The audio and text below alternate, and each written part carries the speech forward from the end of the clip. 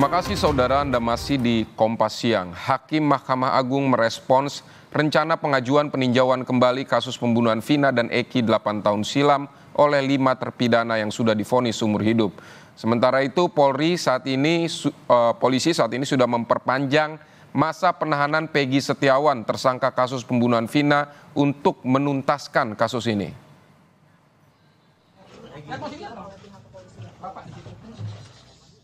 Rencana pengajuan peninjauan kembali kasus pembunuhan Vina dan Eki 8 tahun silam oleh 5 terpidana yang sudah divonis seumur hidup ditanggapi Hakim Mahkamah Agung.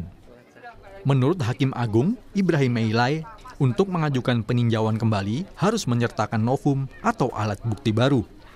Ibrahim menjelaskan bukti itu haruslah bukti yang sebelumnya sudah ada namun tak bisa ditampilkan dalam proses persidangan. Bukti baru yang diajukan juga bukan hanya keterangan saksi, namun juga surat sebagai bukti. Yang pertama sekali harus dilihat itu syarat formilnya sebuah novum. Jika syarat formil novum itu tidak terpenuhi, maka hakim tidak akan mempertimbangkan. Hakim yang menilai apakah memenuhi syarat formil atau tidak. Kesaksian itu kan bukan alat bukti yang kuat, dia alat bukti, tetapi dia harus ada dikaitkan dengan bukti itu. Tidak bisa berdiri sendiri, apalagi jika saksinya cuma satu.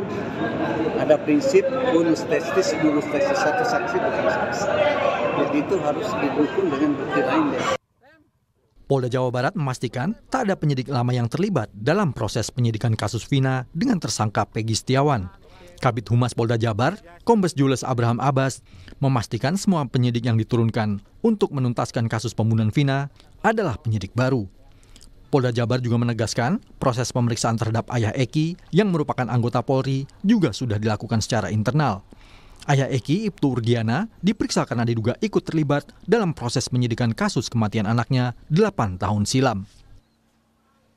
Untuk pemeriksaan Pak Ibtu Urdiana ini akan ada pemeriksaan lagi? Sudah dilakukan dan mungkin akan terus dilakukan, itu akan berlanjut. Tapi saat ini penyidik fokus pada penyerahan berkas yang akan segera mungkin kami upayakan untuk diserahkan ke pihak kejaksaan. Penyidikan ini Dirkrim-Um baru, Wadirkrim-Um baru, Kasubditnya baru, ya penyidik-penyidiknya baru. Jadi ini semua serba baru, jadi sudah dilakukan.